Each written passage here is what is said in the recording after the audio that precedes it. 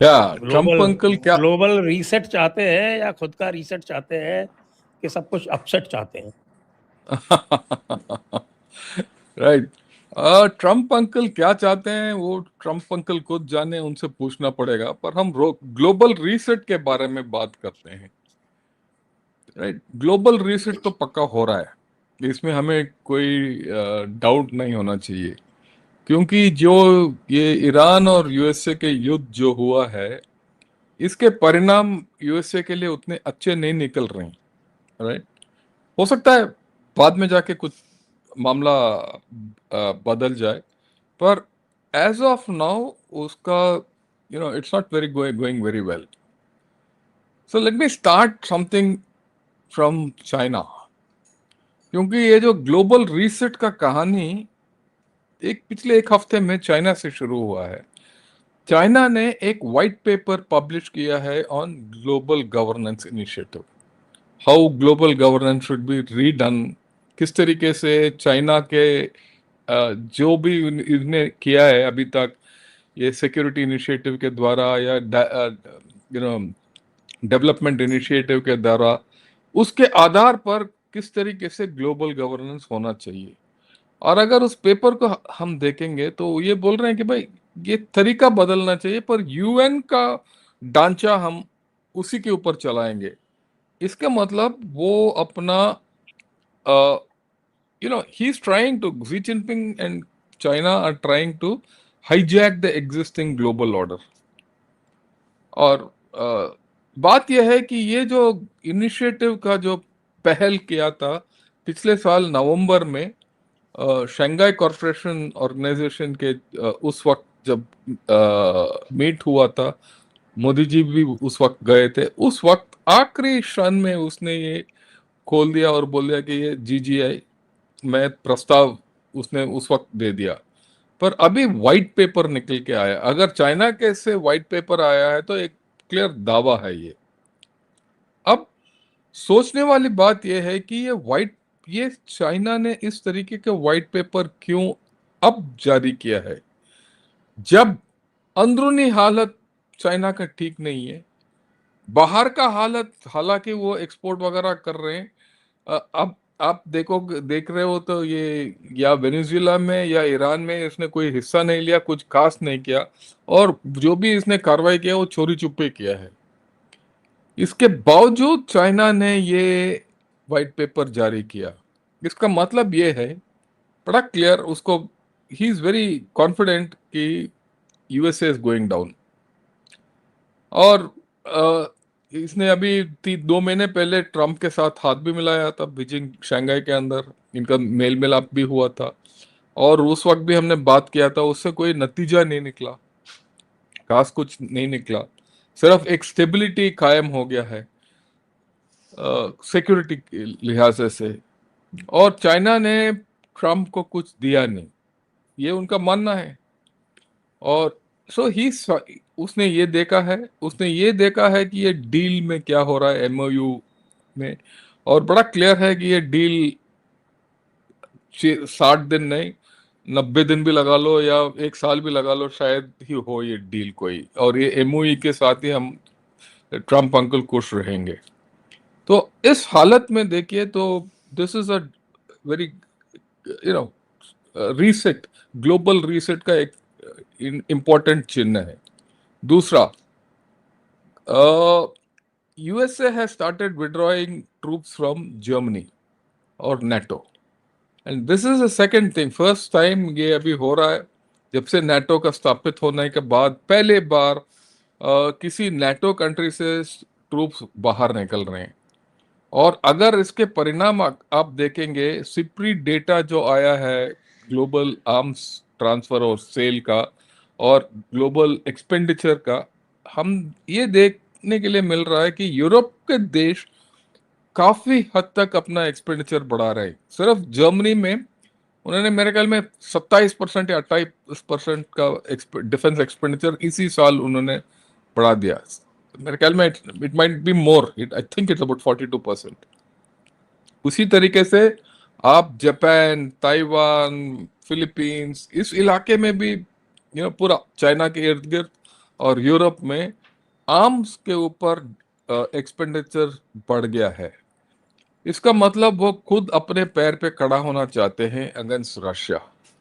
और इस हालत में अगर यूएसए का डिफेंस अम्ब्रेला और न्यूक्लियर अम्ब्रेला यूरोप के ऊपर नहीं है तो यूएसए का इन्फ्लुएंस भी घट जाएगा, इसमें हमें कोई डाउट नहीं होना चाहिए। ओके, तीसरी बात है ग्लोबल रीसेट में कि ये जो गल्फ कंट्रीज हैं उन खास करके सऊदी अरेबिया ने एक प्रस्ताव पेश किया है कि गल्फ कंट्रीज और ईरान बैठ के बातचीत करें और एक सिक्योरिटी आर्किटेक्चर इसके निकालें। और इस मीटिंग में इन्होंने यूएसए को बुलाया ही नहीं। इसे बड़ा क्लियर जाहिर होता है कि यूएसए का जो इम्पोर्टेंस है वो हल्का सा घट रहा है। और यूएसए के अंदर ट्रम्प अंकल जो कर रहे हैं, अगर आप देखोगे तो वो तो बोले जा रहे हैं कि भाई मैंने तो जीत लिया, मैंने तो मेरा डील मिल गया, न्यूक्लियर एनरिच फ्यूल को मैं ये करूंगा वो करूंगा, जो भी बोल रहा है। पर अंदर इंटरनली अमेरिका के अंदर लोग खुश नहीं है, इसके ऊपर क्रिटिक्स ज्यादा हो गए। हाँ, मान सकते हो कि भाई New York times left type article है, वॉशिंगटन पोस्ट भी लेफ्ट टाइप आर्टिकल है, पर बढ़िया वही आपका लीडिंग मीडिया भी है, वो जो ओपिनियन बनाता है in the public. So American public is also going against Trump. So इसके बाद he can not go far in this. Next point, Russia. In the past 10 days जिस तरीके को रशिया का पिटाई हुआ है यूक्रेन के द्वारा, मैंने आज तक नहीं देखा। राइट, यहां तक Ukraine has hit Saint Petersburg, it has hit Moscow, Moscow के इर्द गिर्द और सेंट पीटर्सबर्ग के इर्द गिर्द shipyards, oil fields, oil terminals, oil depots और ऑयल रिफाइनरीज सबको मारा है। और उसके बाद यूक्रेन ने बेलारूस को एक चेतावनी दे दिया। मैं बेलारूस क्यों बाद में बताऊंगा। उन्होंने बताया कि भाई अगर आप रशिया को मदद करोगे, आपका भी वही हाल करेंगे जो हम रशिया का करेंगे। एक्चुअली अगर आप देखोगे तो रशिया यूक्रेन युद्ध में पासा पलट गया है, बिल्कुल। क्यों? ड्रोन्स की वजह से। क्योंकि यूक्रेन अभी ड्रोन का अटैक 2000 किलोमीटर दूर तक मार रहे हैं, क्रूइज मिसाइल और ड्रोन के अटैक्स। बेलारूस क्यों? बेलारूस को ये चेतावनी देना बहुत इंपॉर्टेंट है क्योंकि बेलारूस के अंदर रशिया ने अपना मिसाइल सिस्टम्स डिप्लॉय किया है। और अगर बेलारूस का अंदर डिप्लॉय करना, अगर आप नक्शा खोल के देखोगे, बेलारूस एक सेंट्रल पॉइंट है यूरोप में। बेलारूस से आप जर्मनी तक हिट कर सकते हो, पोलैंड को कवर कर सकते हो, नीचे यूक्रेन को कवर कर सकते हो और ऊपर बाल्टिक स्टेट्स तक आप फायर कर सकते हो। सो वो क्रिटिकलिटी जो है बेलारूस का, ये इसने बंद कर दिया। और बेलारूस अभी सोच रहा है कि क्या मैं रशिया को सपोर्ट करूं। और मेरे ख्याल में 2 दिन पहले सबसे पहले बार लैवरोव ने एक स्टेटमेंट जारी किया कि हम अभी बात करना चाहते हैं यूक्रेन के साथ। अभी तक पुतिन और लैवरोव ने आज तक ये नहीं बोला कि हम बात करेंगे। ये एक बड़ा मेजर शिफ्ट है। राइट, एंड लास्ट पॉइंट ये है कि ग्लोबल रीसेट में इंडिया, आप देख रहे हो जिस तरीके से इंडिया का वैल्यू बढ़ रहा है। हाँ, लोग बोल रहे हैं कि भाई डॉलर बढ़ गया, स्टॉक मार्केट डाउन हो गया, कुछ लोग उल्टा बोल रहे हैं, पर आप दूरदृष्टि से देखोगे तो इंडिया को रिप्लेस करने वाला कोई है ही नहीं। एक और आप देखोगे कि हमारा और ये यूएसए का जो ट्रेड डील है वो ऑलमोस्ट डीरेल हो गया है। मेरे ख्याल में ये होगा भी नहीं अभी, क्योंकि यूएसए के अंदर ही हालत खत्म हो गया। मतलब वो उनके कोर्ट ने जितना भी उसने ट्रम्प का टैरिफ है उसको उल्टा कर दिया। अगर टैरिफ ही नहीं है तो डील किस बात का अभी? तो डील का पूरा कहानी शुरू हो जाएगा। तो एक ये प्रॉब्लम हो गया। ऑफ कोर्स यूएसए के साथ और भी प्रॉब्लम है, उन्होंने इंडो पैकॉम को पैकॉम कर दिया। और राइट, वो क्यों किया है किसी को पता नहीं, क्या उससे मिलेगा पता नहीं, सिर्फ ये है कि वो सर इंडो वो निकालने से। They do everything at the request of field marshal Asim Munir. Okay, अगर वो करते हैं तो फिर ये बात प्रॉब्लम है उनके लिए कि भाई why should India support them. So there is a huge problem as far as they are concern with India, and India is not too bothered about it at this point of time, right? हमारा, and we still have their global capability centers, तकरीबन 2000 global capability centers यहाँ India में हैं। इसके इसके अलावा वो कर नहीं सकते हैं कुछ।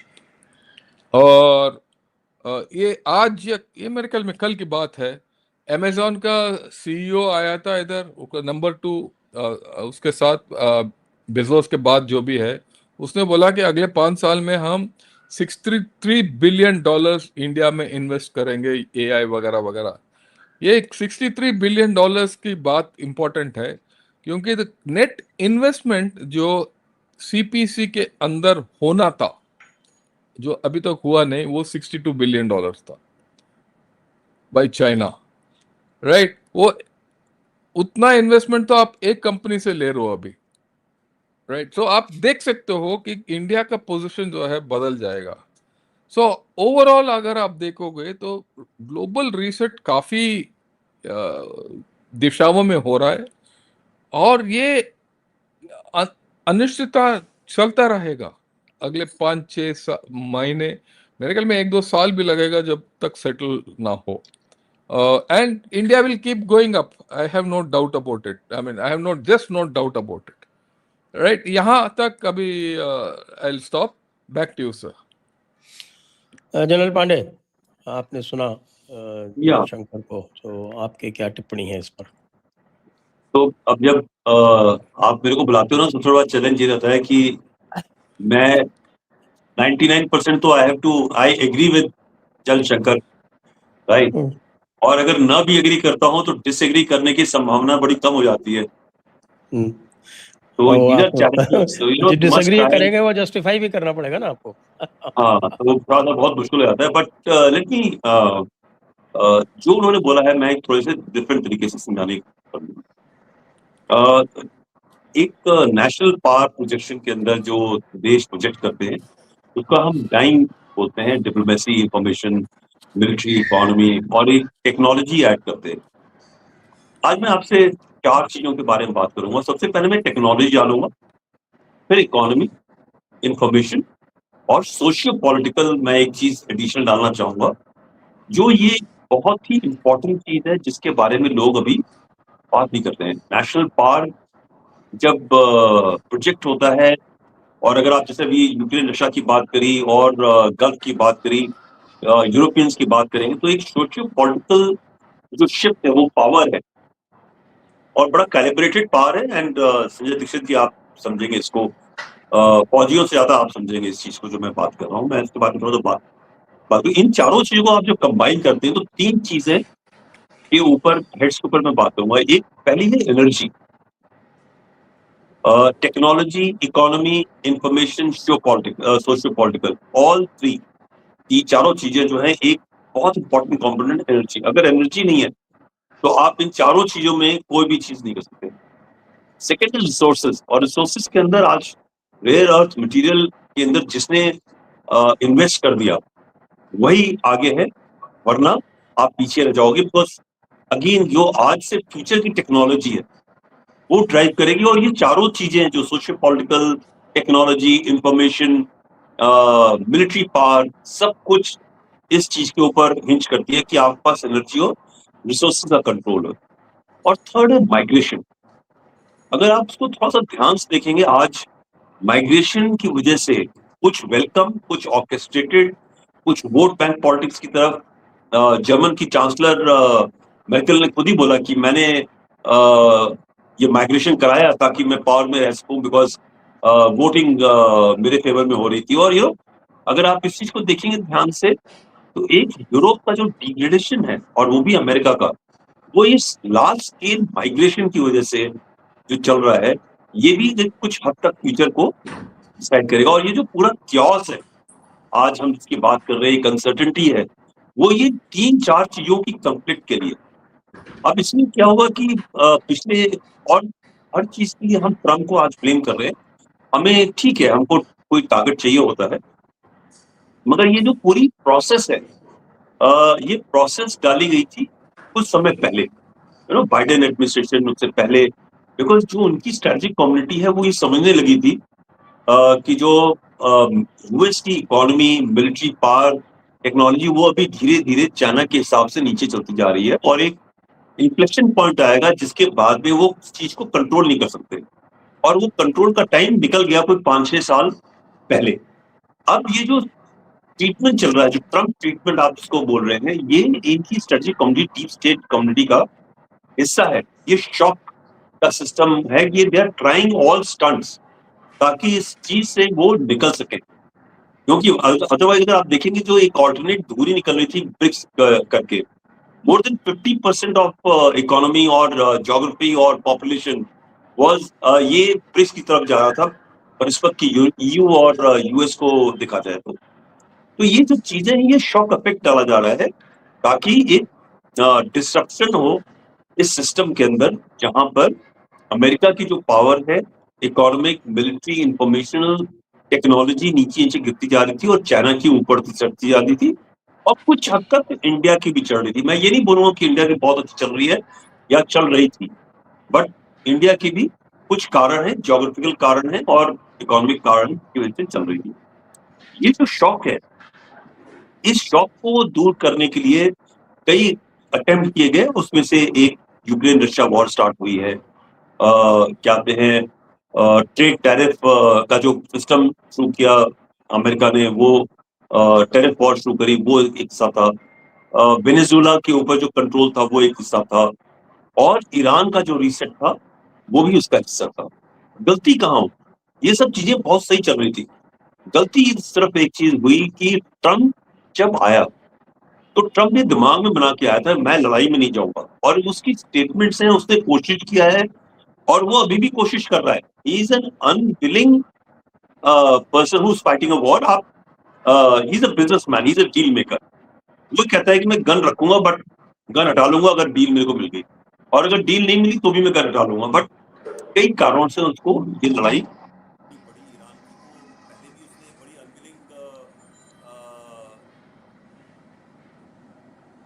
मिडनाइट हैमर किया था, और बाद में एक ये भी किया। तो आई जस्ट इसके अंदर जो उसकी गलती हुई है, सबसे बड़ी जो गलती है, अगर उसको ये मालूम था कि उससे लड़ाई के लिए जाना, तो टैरिफ उसने यूरोपियंस को, जो देश हैं उसके साथ के, उसको मिसअलाइन नहीं किया होता अपने से। He would have kept them, he would have kept NATO strong together. The second thing, what wrong thing he's done is, जब ये सीरियन इशू असाद के पीछे पड़ के इन्होंने रिजॉल्व किया ISIS के थ्रू, उस टाइम पे कर्ड्स को जो प्रोमिसेस किए थे, वो कर्ड्स को प्रोमिसेस फुलफिल नहीं किए। अगर उसने ईरान की लड़ाई में जाना था, तो ईरान की लड़ाई पे जाने के लिए उसको नेटो चाहिए था, because Iran is a geographical entity, is not like Venezuela, it's not your backyard कि आप गए और वहां से लीडर को खरीदा और उठा के ले आए। वो डील है। मदुरो, ये आपको बाद में मालूम चलेगा कि मदुरो की भी डील हो रखी थी, तो मुझे निकाल दो और बाद में मुझे रीसेटल कर देना।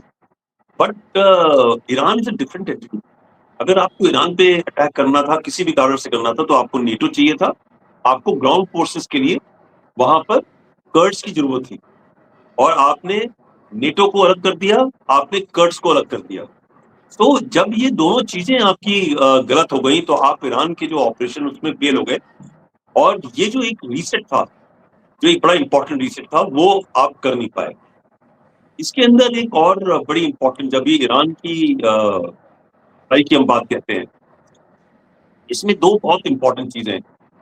उसमें चाइना को ये स्ट्रेटेजिक डिनायल था तेल का, एनर्जी सोर्सेस का, जो उनको चाहिए, चाइना को चाहिए 90% of oil of Venezuela, 90% oil और gas of Iran straight China को जाता। उन्होंने ये दोनों चीजें बंद करनी थी, और इसके लिए इन्होंने पूरी कार्रवाई करी।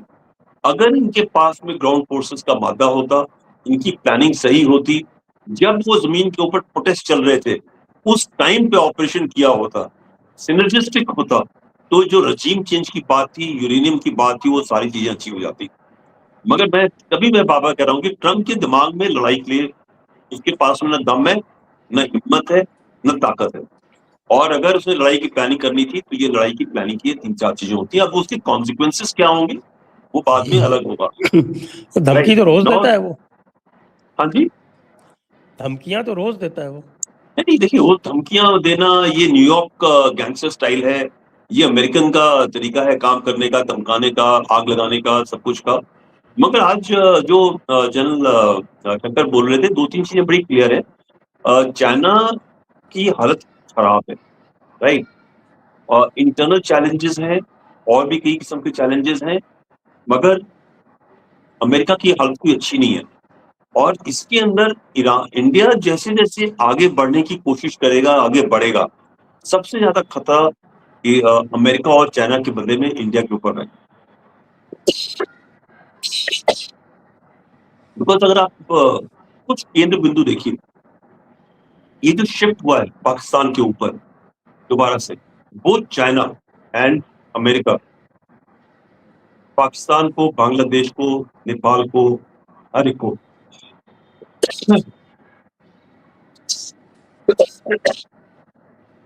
हमारे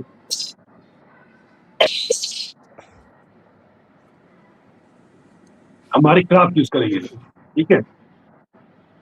तो this challenge is going to be with us, we have to be prepared. ये सीजेपी टाइप जो चीजें चल रही है ना, हमें बहुत सावधान रहना पड़ेगा।